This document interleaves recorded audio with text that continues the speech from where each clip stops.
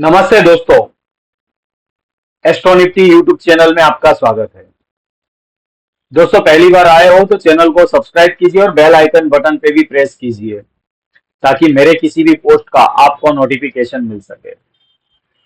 दोस्तों, हम यहाँ पर मोस्टली जो है ट्रेडिशनल एस्ट्रोलॉजी और थोड़ा बहुत जो है स्टॉक मार्केट का प्रिडिक्शन करते हैं। और लास्ट टाइम जो है 2019 में एबीपी न्यूज पर मीटिंग था, इंटरव्यू, और उसमें हमने बीजेपी के 320 सीट बताए थे और वो करेक्ट आया था। इसीलिए लास्ट एक महीने से काफी लोग जो पहचानते हैं, जो जानते हैं, उनके मैसेज बहुत ज्यादा थे।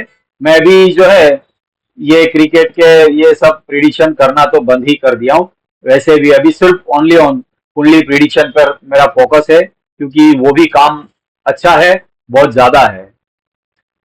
तो दोस्तों, लेकिन क्या करें, हमारा किसी भी प्रकार का सट्टा की वृत्ति नहीं है और हम किसी के साथ जुड़े हुए नहीं है। यहाँ पर लोकसभा इलेक्शन का 2024 का सिर्फ और सिर्फ प्रिडिक्शन कर रहे हैं।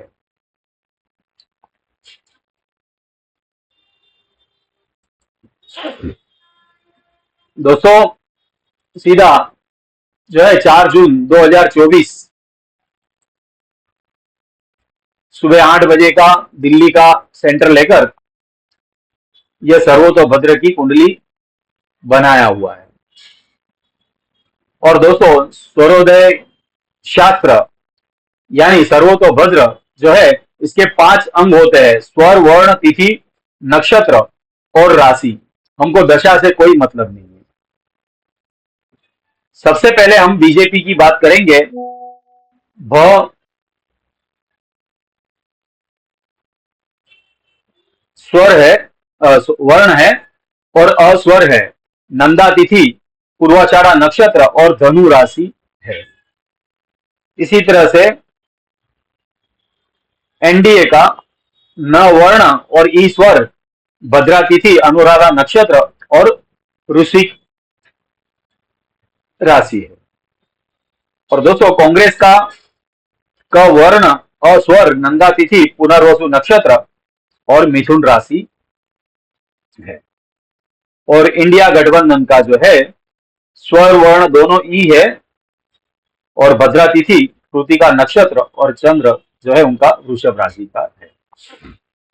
और दोस्तों, ग्रहों के गति की बात करेंगे, क्योंकि जो है वेद गति से ही देखा जाएगा। सूर्य मंद गति का है। दोस्तों, सूर्य 21 जून तक जो है उसकी गति कम होते जाती है और जो है जैसे सबसे बड़ा दिन होता है उसी तरह से आगे जाकर उसकी गति जो है बढ़ने लगती है। तो अभी जो है सूर्य मंद गति का है, चंद्र शीघ्र गति का है, मंगल शीघ्र गति का है, मोस्टली सभी ग्रह शीघ्र गति के हैं। और दोस्तों, सूर्य से दशम भाव में जो है शनि है। दशम भाव का ग्रह जो है वो मंद गति रहता है और फिर 9वें भाव में अगर हो जाए तब वो वक्री हो जाता है। तो शनि जो है वो मंद गति का है। और फिर राहु केतु हमेशा रेट्रो ही रहते हैं, सूर्य चंद्र कभी रेट्रो नहीं होते। तो दोस्तों, यहां पर भ अक्षर जो है यहां है पूर्वाषाढ़ा नक्षत्र से नीचे। तो राहु का वेद है ब अक्षत्र अक्षर पर। और राहु मीन राशि में बैठा है और जो है बीजेपी का धनु राशि है। तो राहु की दशम दृष्टि पड़ रही है, यानी एक पाद दृष्टि है। और दोस्तों, नंदा और भद्रा दो तिथि की बात करते हैं तो यहां पर गुरु और बुध का दोनों पर वेद है और धनु राशि पर वृषभ राशि से मंगल की तरह 8वीं दृष्टि है, यानी 3 पाद दृष्टि है। तो राहु से बुध और गुरु जो है इनकी दृष्टि और वेद स्ट्रांग हो गया है। और दोस्तों पूर्वाषाढ़ा नक्षत्र, यहां पर कोई वेद नहीं है, शनि है, लेकिन दोस्तों शनि मंद गति का है। सॉरी, पूर्वाषाढ़ा नक्षत्र यहां पर है और फिर कोई नहीं है। एनडीए का न ई भद्रा, हाँ इसके भी जो है भद्रा पर भी गुरु और बुध का वेद है और दृष्टि जो है वही है 3 पाद दृष्टि। और फिर कांग्रेस का यहां पर है जिस पर शनि की का वेद तो आता है पुनर्वसु पर, लेकिन दोस्तों शनि जो है मंद गति का है तो उसका वेद की गणना नहीं होगी। तो यहां पर ये कांग्रेस का क और पुनर्वसु फ्री है। और फिर नंदा तिथि भी है उसकी, लेकिन यहां पर गुरु और बुध का वेद होते हुए कांग्रेस का जो है मिथुन राशि है, तो कोई भी ग्रह जो है जहां बैठा है वहां से दूसरे भाव पर दृष्टि नहीं कर पाएगा, इसलिए इसके वेद की, कांग्रेस के वेद की दृष्टि नहीं होगी। और दोस्तों पुनर्वसु नक्षत्र पर भी शनि का वेद है लेकिन मंद गति का है तो वो भी गणना नहीं होगी। फिर आते हैं इंडिया गठबंधन। तो ई जो है दोस्तों यहां पर है और यहां पर जो है कोणादि नक्षत्र पर हो तो ही वेद होता है, नहीं होगा।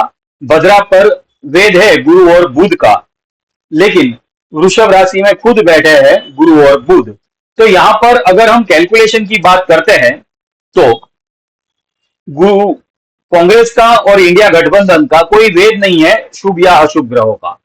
और दोस्तों बीजेपी की बात करते हैं और इंडिया एनडीए की बात करते हैं तो दोस्तों दोनों पर वेद जो है वह अक्षर पर राहु का वेद और नंदा और भद्रा तिथि पर बुध और गुरु का वेद, यानी ये 4 हुए और यूं कहूं तो राहु का एक माइनस करते हैं तो 3 जो है वेद बचते हैं। और दोस्तों 3 पाद दृष्टि यानी ये भी स्ट्रांग होता है और 1 पाद दृष्टि ये कमजोर होता है। अगर दोस्तों ओवरऑल विश्वपात बल और निकालकर कैलकुलेशन की अगर बात करते हैं तो मैं स्पेशली बीजेपी को नहीं कहूंगा, क्योंकि खास तौर पे मैंने फोकस किया है एनडीए पर। ये गठबंधन है और दोस्तों ये गठबंधन वाजपेयी के जमाने से चल रहा है और हमारे जो है अभी की सरकार में गठबंधन को कायम रखा है, इसीलिए पूरा फोकस जो है गठबंधन पर है। और दोस्तों इस गठबंधन में मैं बताऊंगा कि टोटल जो है सीटों में 75% के करीब एनडीए को मिलने के चांसेस है। यानी सरकार किसकी बनेगी ये मेरा थंबनेल है, तो मेरा अनुमान है कि एनडीए की सरकार बनेगी। दोस्तों ये सिर्फ मेरा अपना कैलकुलेशन किया हुआ यहां पर पोस्ट किया हूं, इससे किसी भी पार्टी और किसी के साथ में किसी भी प्रकार का लेन देन नहीं है, ये ध्यान रहे। और मैं यहीं पर अपने वाणी को विराम देता हूं। नमस्कार।